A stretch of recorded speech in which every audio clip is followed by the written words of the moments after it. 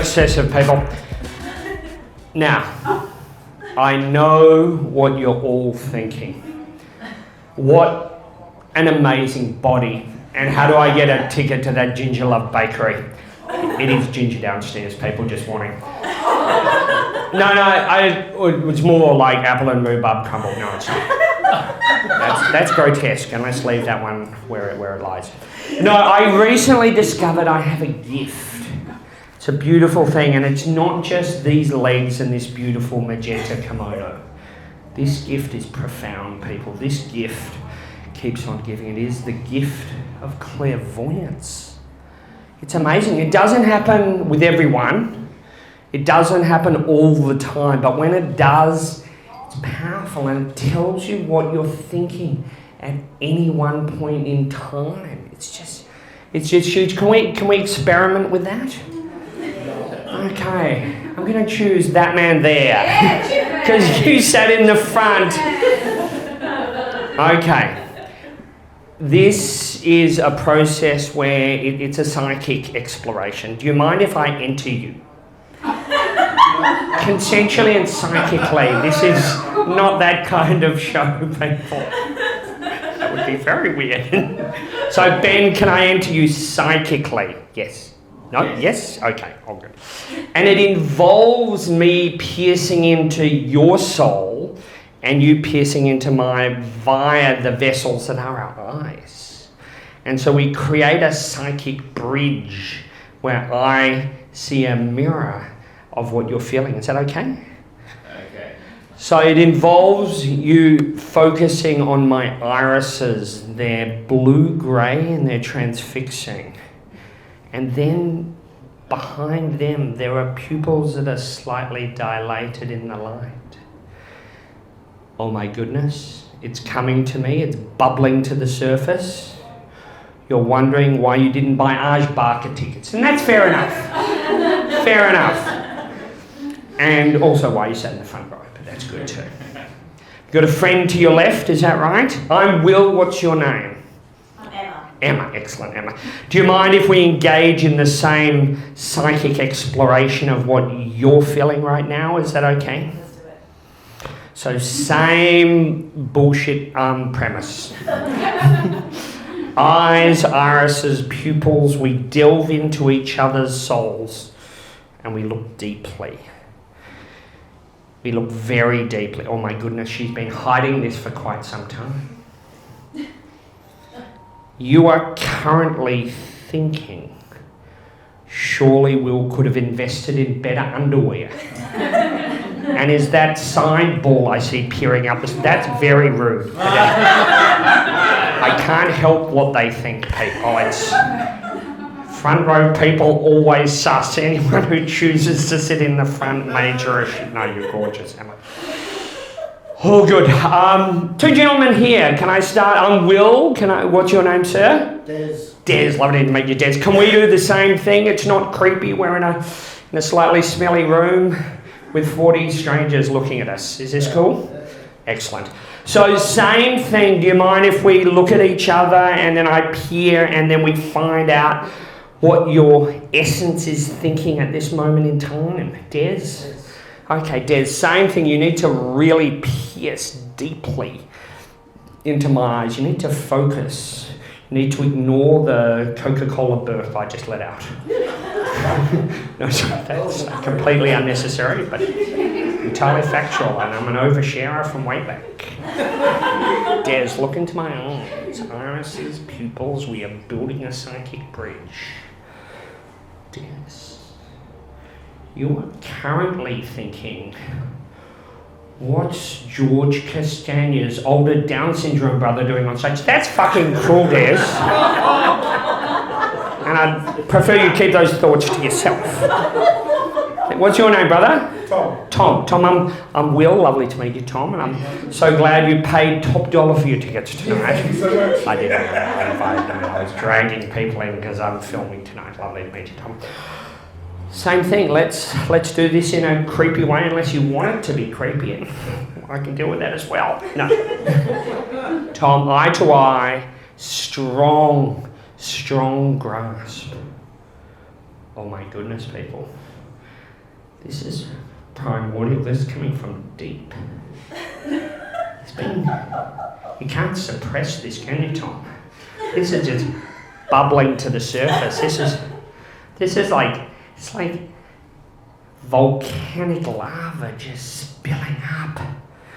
You are currently thinking, what have I walked into? Is this City of Davern Park homeless men's aqua Zumba class for recovering pedophiles? That's defamatory, Tom. That is full-on defamatory, and I'll have you know I've never been to Davern Park. No, that's also very creepy. Creepy. That's just the base level people. It's all good. So anyway, this gift keeps on giving, and I've met so many people on trams doing exactly this. Gee, Adelaide's a beautiful town. And everywhere I go. But the thing about this gift keeps on giving, because I've recently discovered that it applies to affairs of the heart, to where your relationship's at. You don't have to have your partner here, but does anyone have an intimate partner and is prepared to admit that in public? If not, I'll superimpose it to you. Beautiful. Thank you. Gorgeous, gorgeous. Is your partner here? No. Okay. Can you say his or her name so we can all... I'm Will, by the way. What's your name, darling? Amelia. Amelia, lovely to meet you, Amelia. And you are a beautiful person. What's your partner? John. John. How long have you been together with John? Almost 9 years. Okay. This is something I normally do with the party. Can you describe him for us so we can all paint a picture of John? Put a beard on yourself and we're pretty much there. So basically, you have won life's lottery, haven't you, Amelia? It doesn't get much better than that. But ladies, just slightly bigger beard, and a slightly bigger paunch, and what was his name again? John. And I'm sure he has. I think you put up with a little bit. Can we be honest about that? Well, it is. That's part of the package. That's so true. So this is a unique thing. I'm going to probe John's mind via your mind in public because he's not here. I've never attempted this. This is a tripartite, psychic intervention. Let's go for this. So John, and I'm going to go via your nostril this time. Is that okay? It's an orifice. I'm ready. You're ready. It's all good. It's consensual. It's consensual. So do you mind if I just swoop up there? This is so weird. Amelia, I'm going to swoop up your nostril. I'm going to go through that nasal passage. And I'll be going through some airwaves, and I may peer into John's soul where skerricks of his respiratory fluid is in your body. That is or isn't a medical thing you can do, but we're fucking doing it tonight. Okay, John. Stately, slight paunched and quite hairy. Is that an apt description? Excellent. Sometimes smelly, but a beautiful heart. Am I right? Yeah. Yes. You know it? Very well. Projecting slightly. John, I see you through a nasal passage. I see you through mucus, and you speak to me, John. John, what are you saying? What are you trying to say to me? John, I am sensing you're punching above your weight. So, John, we all knew it. We all knew it. Beauty and the Beast situation, am I right? Anyway, yeah. We love Amelia, and John is dead wood. I give him a month. No, that's terrible. You can't say that. That's horrible. Amelia, can we? If John gets humiliated in public and he doesn't even turn up to a show, can we at least engage in a little bit of psychic discourse? Is that okay? Thank you, Amelia. You're a beautiful, generous, and misguided soul. Okay, Amelia, same thing, eye to eye. We're going to explore your feelings and where your relationship's at. You need to focus on the irises. They're blue, they're grey. Beneath them is an iris, and it's dilating. Okay, I am sensing, Amelia, that you are a gold digger. I'm sensing wanting a Burnside mansion, Medina apartment, and a shack down on the peninsula. It's a beautiful thing, but something else is coming to me. I'm sensing an undisclosed tax debt, so please check all your financials before you sign any major financial investment. I just love fixing a couple. I just give a lot, don't I? It's a beautiful thing. Do we actually have any actual couples in the room at all? No. We might at the back. Can I say hello? Yes. Excellent. So, I'm Will. Can I say hello to the gentleman on the right? Peter. Will, lovely to meet you, Peter. And? Nanette. Lovely to meet you, Peter and Nanette. I'm sensing you've been together for a little while. Excellent. And this particular, we call this the psychic litmus test. Can you share with everyone how long you've been together? That's okay. So I want to think about our wedding anniversary. Together before that. What? 18 years. Just give me decades. 18 years. And we agree that in any relationship we compromise, we support each other, and we try and hopefully improve each other, which is a beautiful thing. So what we're going to do with Nanette, what was your husband's name? Peter. We're going to explore to see where the next 18 years are going. Is that okay? Right. Okay, this is why it's the litmus test, Nanette. So we're going to start with Nanette, if that's right, Peter, and we'll see where she's at in the nature of your relationship. So Nat, same thing, it's the psychic bridge, it's the eyes and then the pupils, and we explore the mirror of our souls, and then we find out where this relationship is going. A lot rides on this, Peter, so just pay attention. Yeah, well, it could be all over, isn't it? You are so gullible. No. Eye to eye. Let's explore the psychic bridge. Nanette, I'm sensing lots of strong emotions. I'm sensing kindness. I'm sensing acceptance and compromise. I'm seeing it as well. But I'm sensing reliability, and I'm sensing profound intimacy. This is good. I'm sensing lots of good feelings. I'm sensing care, affection, kindness. You've got to keep her here, Peter. This is a woman who is the whole package. She is got a beautiful heart, and she's an absolute keeper. Put your hands together for Nanette, people. And everyone take a look at Peter. Oh my goodness. We're about to learn a whole lot about Peter. So Peter, same thing, but remember, everyone's looking at you. And remember, the entire fate of a beautiful woman and your relationship hinges on what you're about to tell me. So just hold back, Peter. And we're about to see, when it comes to the essence of your relationship, what he feels. This is not, he's not prepared for this. He hasn't been swatting all afternoon. Look at him, he hasn't. We're about to peer into his soul and see what he thinks of the relationship right now. Okay? Eye to eyes, Peter. Lean in. This is big.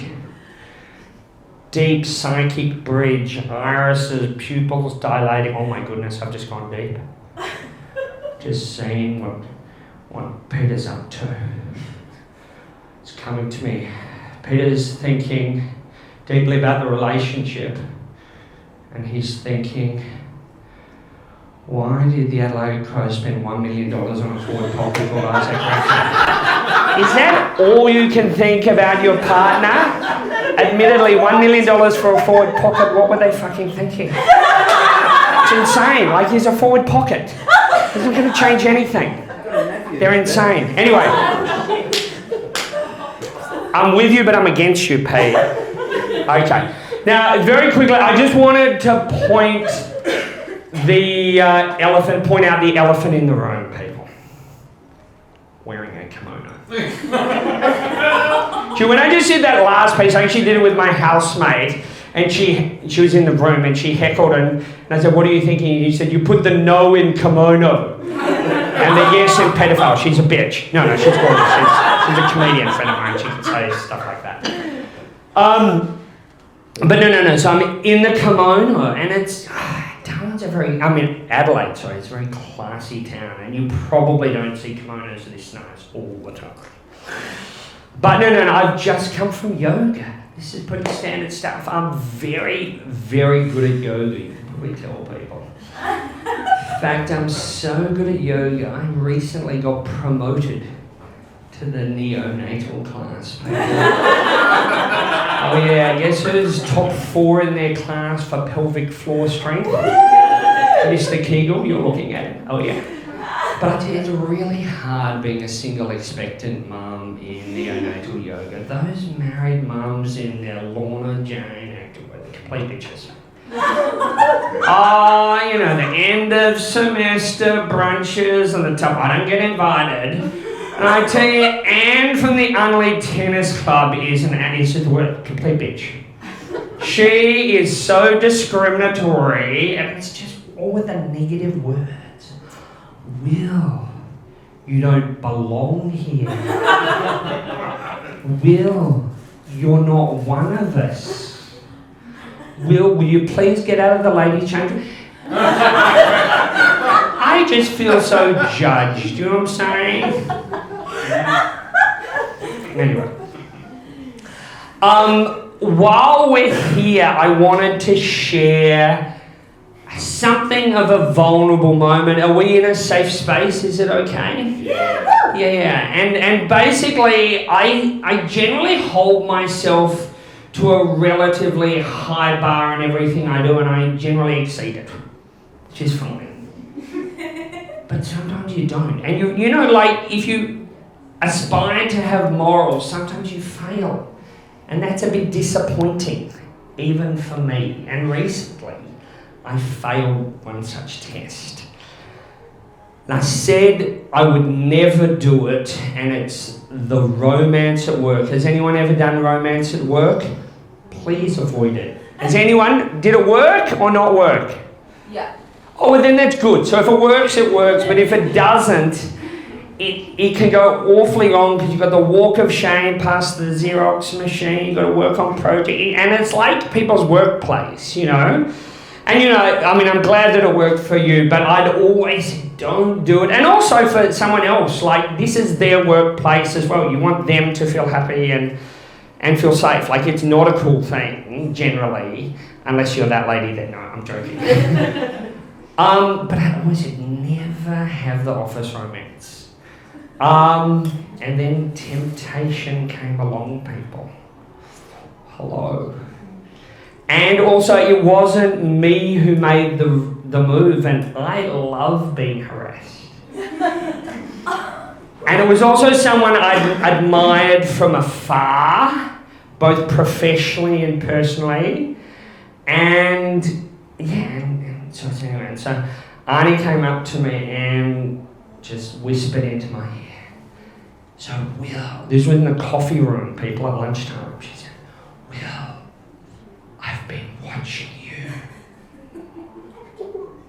It's promising.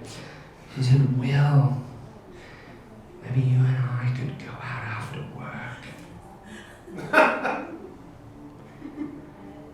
Will, I was thinking maybe you and me could work on that rig a little bit.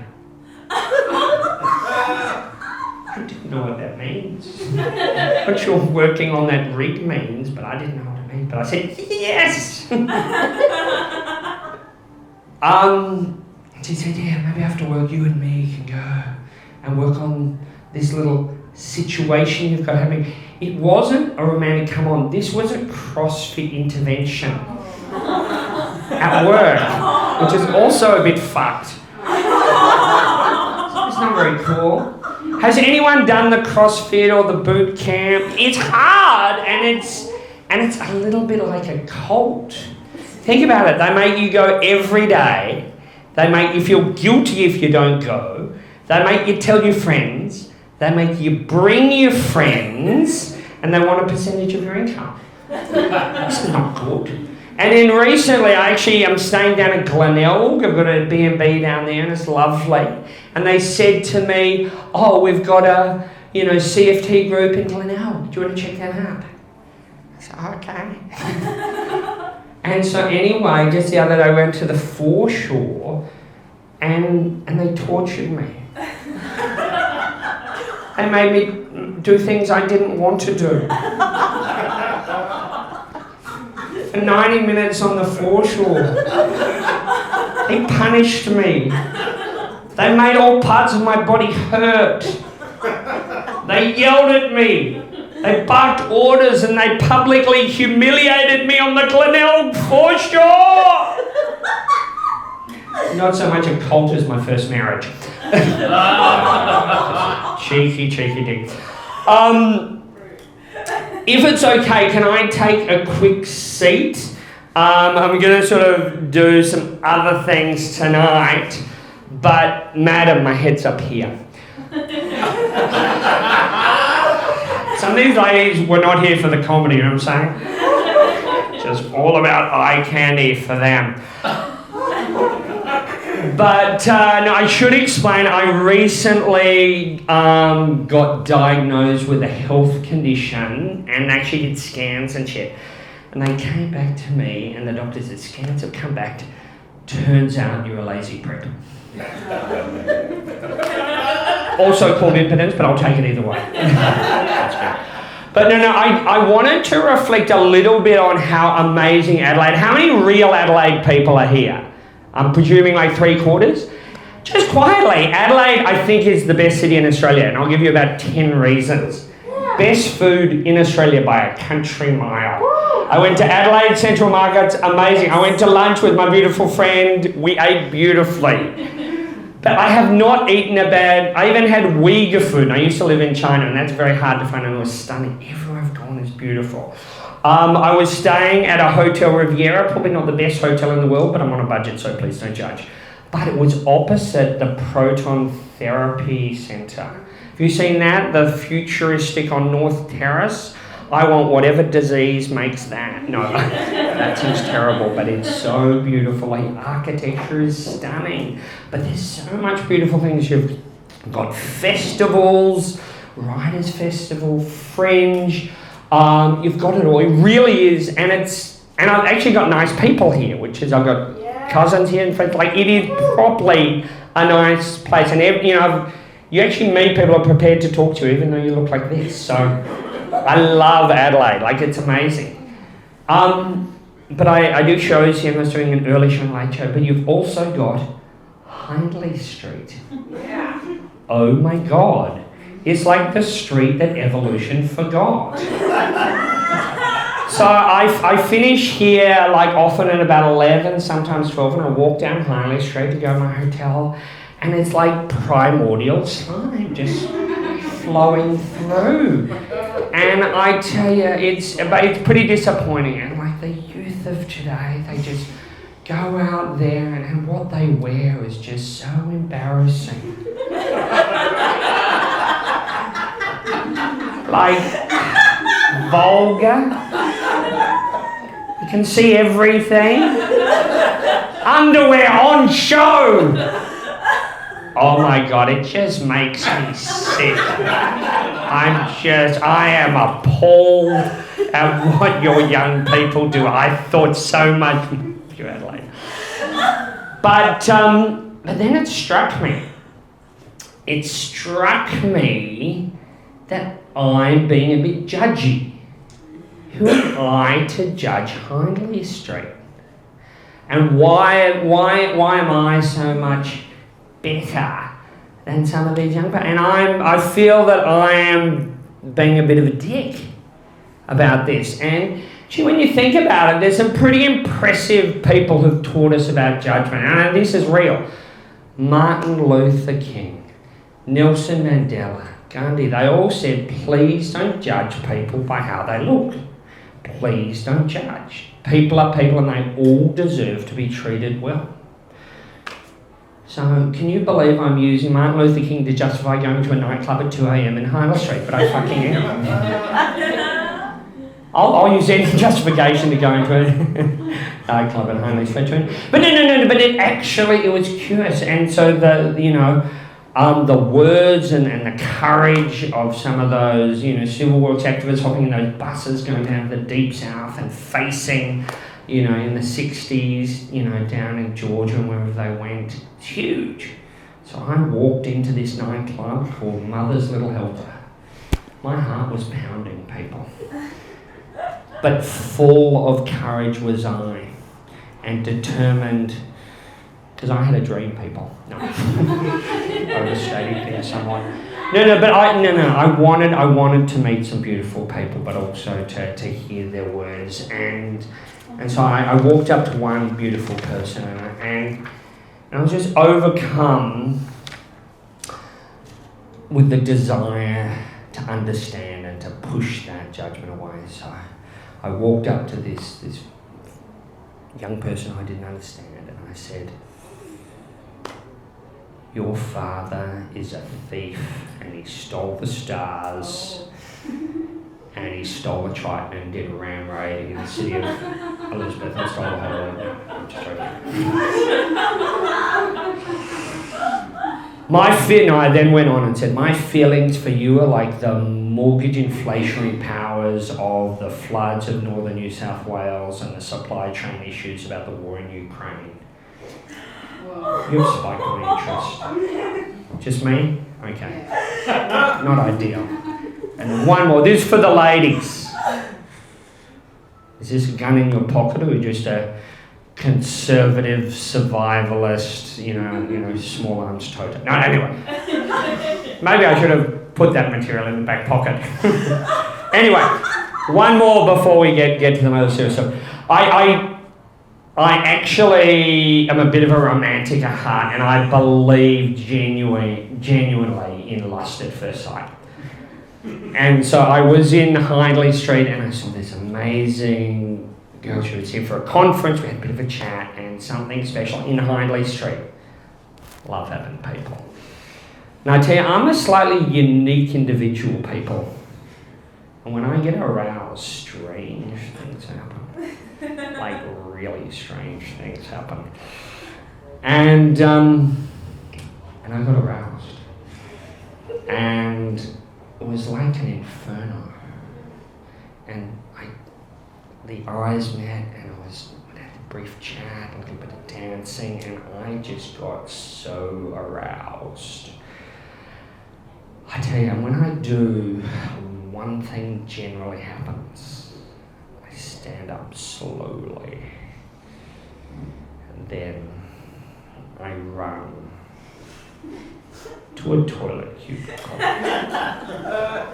and then I grasp my hand deep into that velvety cavern that is my pocket. And I grasp that hard, tight biro, and I write some rhyming couplets. So if it's okay, I actually met a very beautiful person at Hindley Street, and I wrote a poem in a toilet. Would you like to hear it? Yes, please. Okay, it's called Hindley Street Princess. Okay. Across the Hindley Street dance floor did our eyes furtively meet, and your spiky hair bobbing like a founding member of Bronski Beat. That reference is a bit old. Your eyes, you have two. and they're perfectly symmetrical. Your retina well positioned, your eye sockets perfectly elliptical.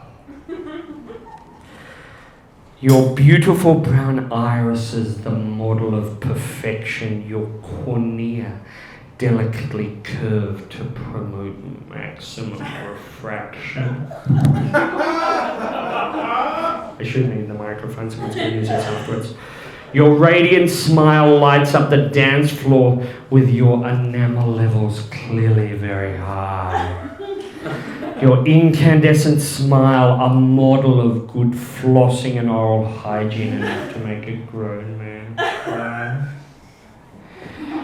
Your hips sway to the beat with your pelvic alignments exquisite. You glide across the D floor with the confidence of a recently successful hip replacement recipient. Can I just stop there for a second and say it's really hard to make hip replacement recipient rhyme and time with... That's the proudest moment of my comedy life, so I don't care what you think. I'm loving that line. Yeah, once again, excessive.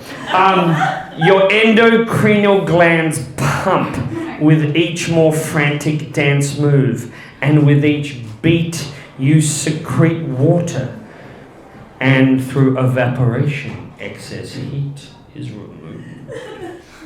Clearly very functional people.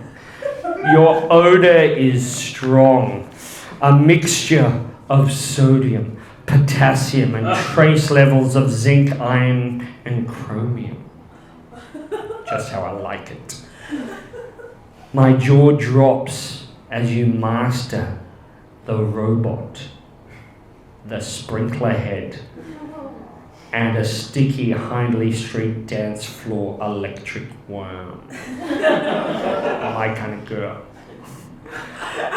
My heart pounds with each worm-like pulse, and our mutual attraction confirmed. Thank you for indulging me, because my passion knows no bounds. Now, I've actually got a little bit written here. I'm going to do something a bit serious because I wanted to share a little bit of a story.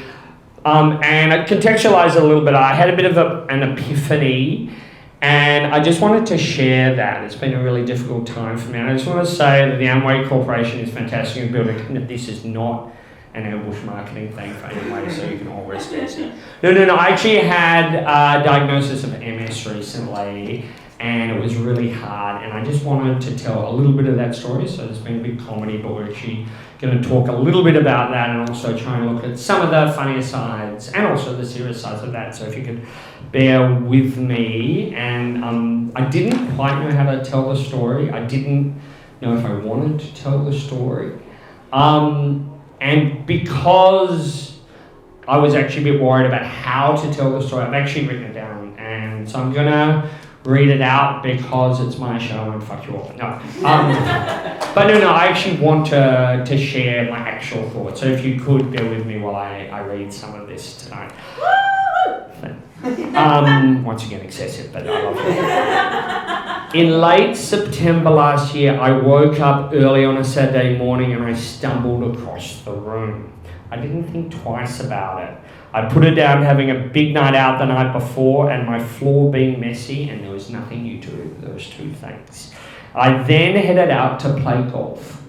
I should add, I'm a golf nerd. I'm originally from Melbourne, and there's a reason. Melbourne has a whole lot of storm water drains that feed into a thing called the Port Phillip Bay. And so whenever there are heavy rains, those storm water drains deliver large quantities of dead cats and syringes. And because Port Phillip Bay is so large and it has such a narrow head, those dead cats don't leave Port Phillip Bay, so the next time there's heavy rains, there were delivered more dead cats and more syringes. So as a child, I didn't swim very much. But also, if you're visiting Melbourne, please do not swim unless you like dead cats. And if you do like dead cats and swimming with them, go for your life. There's a lot of them. And that explains why I like golf, because the beaches were so shit. So anyway, so I play golf every Saturday is a very long-winded way of saying that. And so I play golf and I do competitions and I'm just a dork, and I did that. And we start every morning, Saturday morning. This was a 2-day comp, and 7:30 we played. It all actually played all right. It was like a club championship. And the first day finished at midday. It was going fine, and then got home, but then I got a headache and got super tired and slept all day. And I don't normally get a headache and sleep all day, and then I slept all night.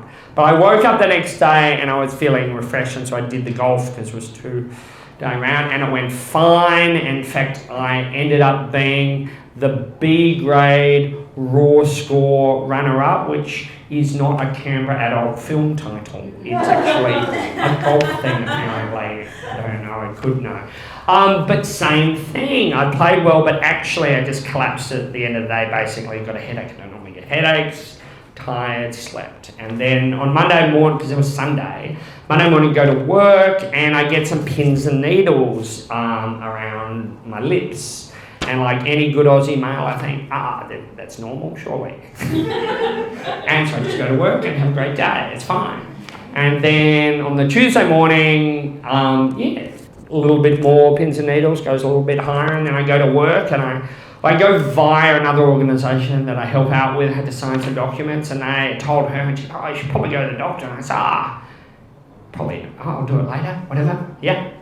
And so I then get to work, so I just go to work and continue. Now I've got my entire left half of my face is numb and got pins and needles. Like any good Aussie male, just press on, it's all good. And then within about an hour, I lost my eyesight. That's not good. And I turned to my mate Alex and said, that's normal, isn't it? No, let's take you to the hospital. So that's what they did. So, and they did a fantastic job, and my mate drove me to the hospital and straight into ER. And originally they ran a battery of tests, and so they thought it might have been stroke or tumours, but it wasn't, so that's awesome.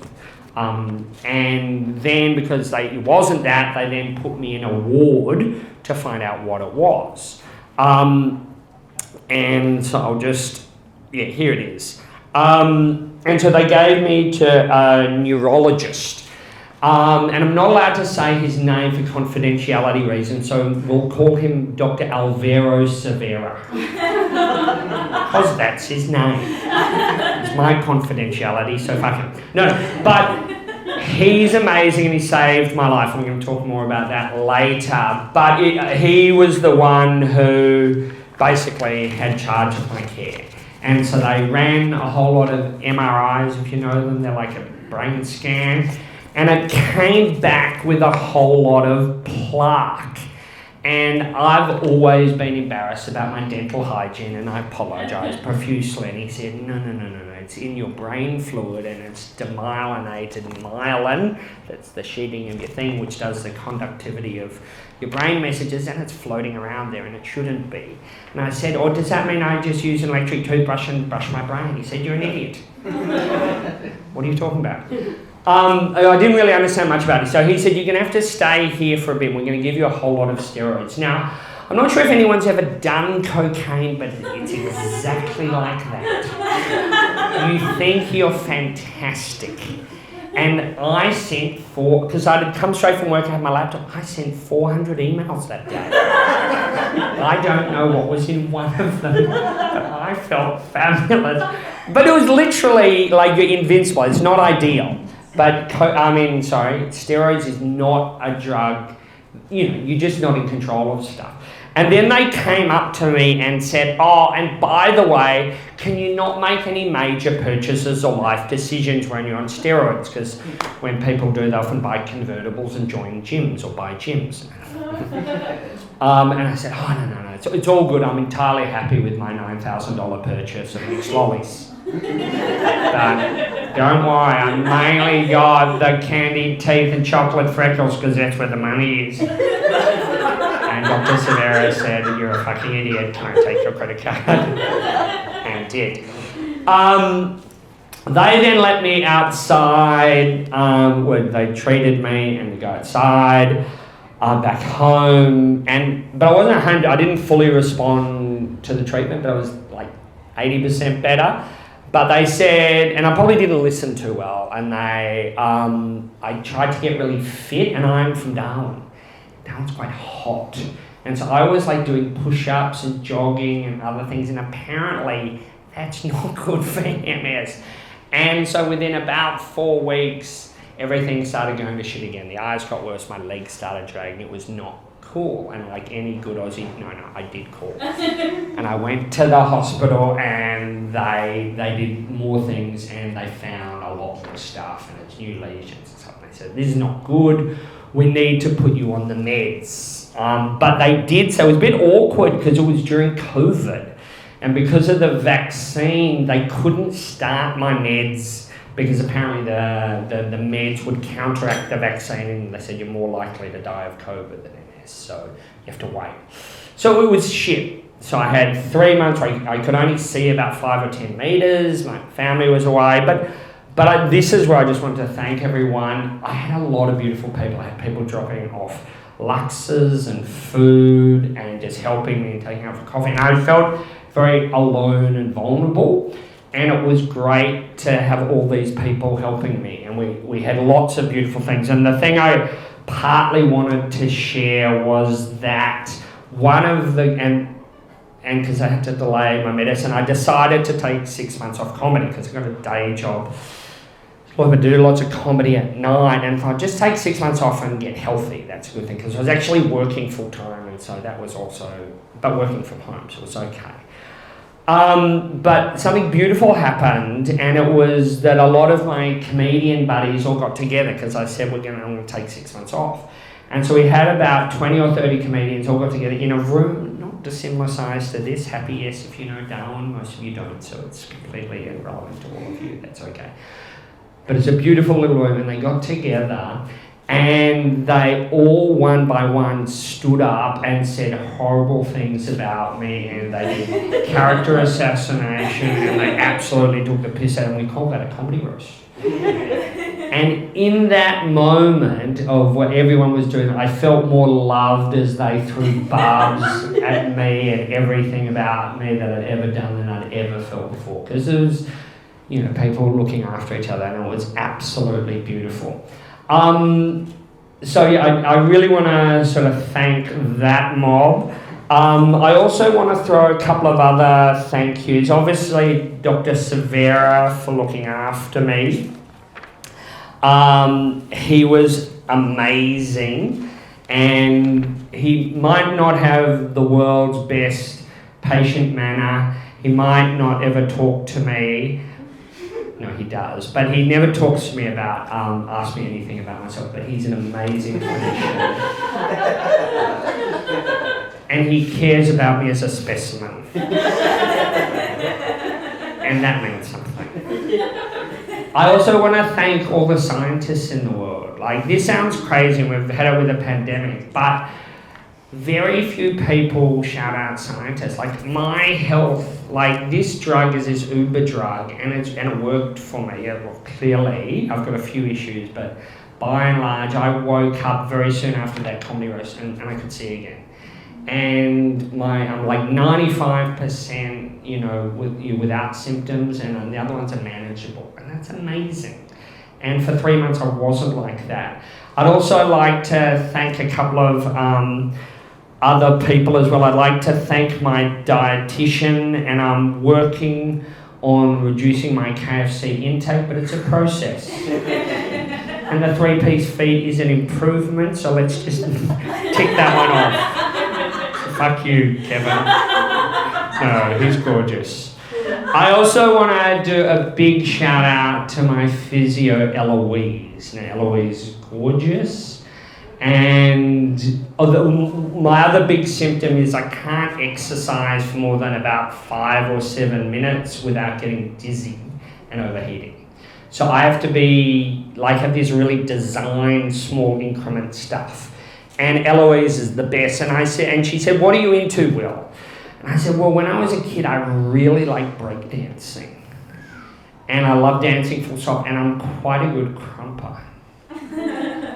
And she said, well, we can work with that. She actually did YouTube tutorials on how to learn breakdancing so we could do 3 to 7 minute break-offs, which was amazing. Like, she did that for me. And she got very good. She's a good bitch. And she would beat me by the end of it. And she also, at the tail end of it, this is what she said. She's a bit sassy. She said, oh yeah, well, you know, it's actually not too bad that you got 5 to 7 minute, exercise intervals, because it'll completely not interfere with your sex life, because you only go for 2. I love her to bits. She's absolutely fantastic. And I also want to put a big thank you to my mentor, Nirmal. Now, Nirmal reached out to me when I wasn't feeling too good. I look up to Nirmal. She developed MS in her 40s, and back then the drugs weren't so good. She had to take them every day, and she'd have good and bad days, and then they had 3 days, and then she would have 1 good day and 2 bad days. Now, I'd take them once every 6 months and they work, and she doesn't have that. She raised 3 kids, and she was diagnosed in her mid-40s. She's a doctor, and she's always helping others, and she's my hero. She passed away last week. That's really shit. She taught me some things. And sometimes people don't teach things with words, but she actually taught me, and she showed me what she did. She said, you always got to help others. And the other thing she showed me was you've always got to be grateful and cherish everyone. And the other thing she taught me is you've got to be kind to yourself and everyone. I just want to dedicate this to her. And thanks for coming. I know it's a weird way, but that's